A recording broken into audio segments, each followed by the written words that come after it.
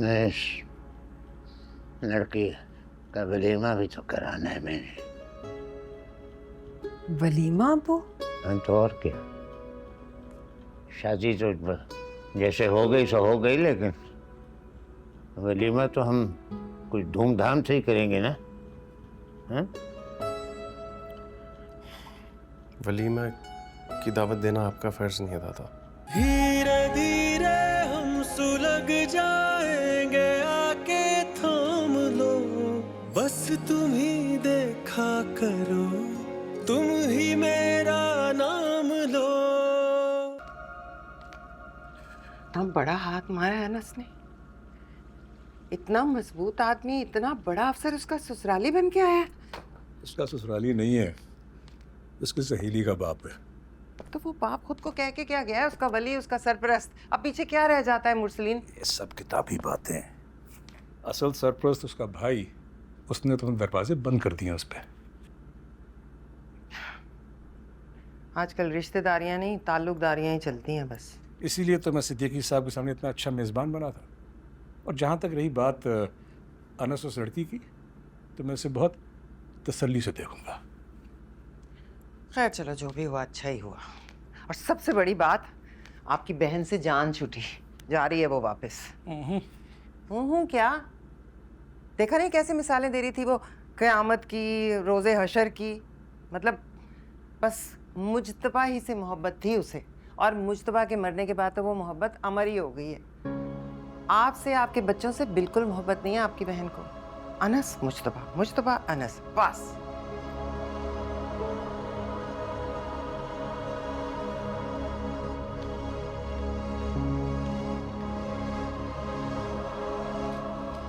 नहीं अब्बू, राशिद ने टिकट करा दी थी। आज अगर फ्लाइट नहीं लूंगी तो दूसरी फ्लाइट 3 दिन बाद की मिलेगी। ऐना को बुखार है, वो उसकी वजह से भी मुझे जाना है। फसाद बर्पा हो जाता है, शयान को सख्त सजा होती, जेल भी हो सकती थी।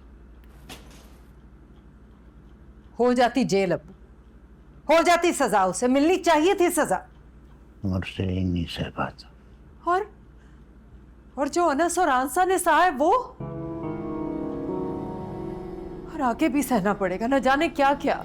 उसका क्या अब्बू? अभी तो तुमने कहा था कि हशर का रोज भी होता है। अब्बू आप अपनी जगह दुरुस्त हैं, लेकिन दूसरी तरफ बहुत मजलूम और बहुत मासूम लोग हैं। अनस और आंसा का तो सोचे। ईशा की अब्बू की बातों से ही शाजिया और मुस्लिम डर गए, शयान भी सुधर गई है। उस पे अब कड़ी नजर रखेंगे वो। अल्लाह करे, लेकिन मुझे बहुत डर लग रहा है। अल्लाह मुरसलीन भाई को औलाद की तरफ से पुरसुकून रखे।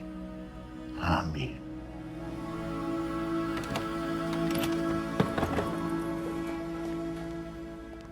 बैग आपका।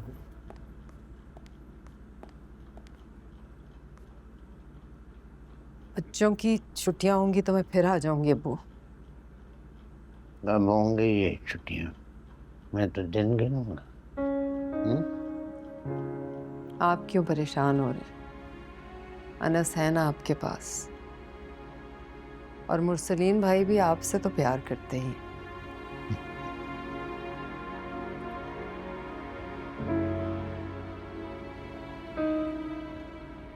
आंसा है आपके साथ, ये रखेगी आपका ख्याल। रखोगे ना? रखूंगी। इस लड़की का वलीमा भी तो कराना है मैंने। वलीमा अब्बू? तो और क्या, शादी तो जैसे हो गई सो हो गई, लेकिन वलीमा तो हम कुछ धूमधाम से ही करेंगे ना। हाँ? वलीमा की दावत देना आपका फर्ज नहीं है दादा, मेरा फर्ज है। मैं करूंगा और फूफो जरूर शिरकत करेंगे। कह तो बिल्कुल सही रहा है, वलीमा देना मर्द का फर्ज है। लेकिन मर्द की जेब में पैसे ही नहीं है, किधर से करेंगे? जब होंगे तब करूंगा दादा, लेकिन करूंगा मैं ही।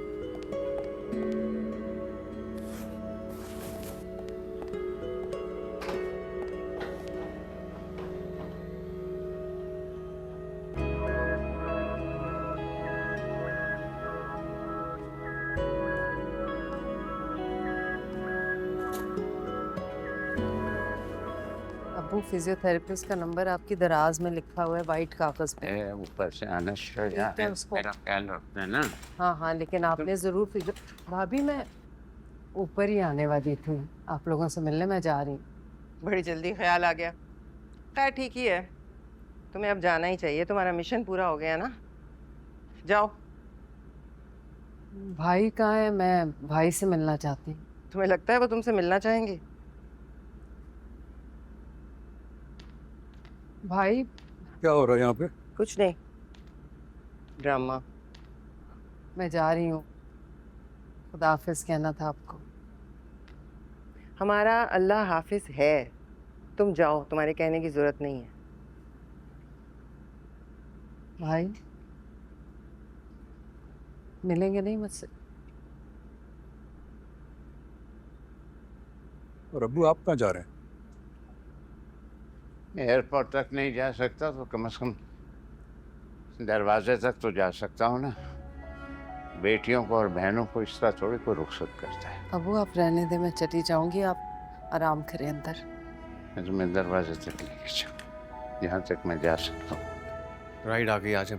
चल वेट कर, आ जाए। आओ। ओह वाह, मुझे नहीं पता था मेरे घर आने पे इतनी अच्छी खुशखबरी मुंतज़र होगी, लेकिन कोई फ़ायदा नहीं है। वो क्या है ना कि मौसम बदल रहा है, सब लोग बुखार और फ्लू की लपेट में आ रहे हैं। आप फिर आ जाएंगी। मेरे भतीजे की तबीयत ख़राब है, उसकी नाक बह रही है। How sad.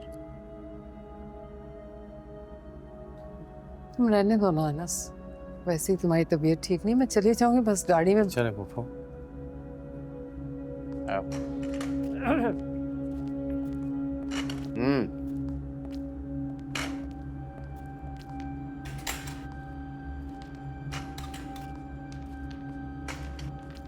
और तुम, ये टाइम है आने का घर? आज तुम्हारी जल्दी छुट्टी होती है। अबू मैं लाइब्रेरी में थी, पढ़ रही थी ऑनेस्टली, तो अभी खाना भी नहीं खाया। शायद को खाना लगवाए, मुझे भी भूख लग रही है। धीरे धीरे हम सुलग जा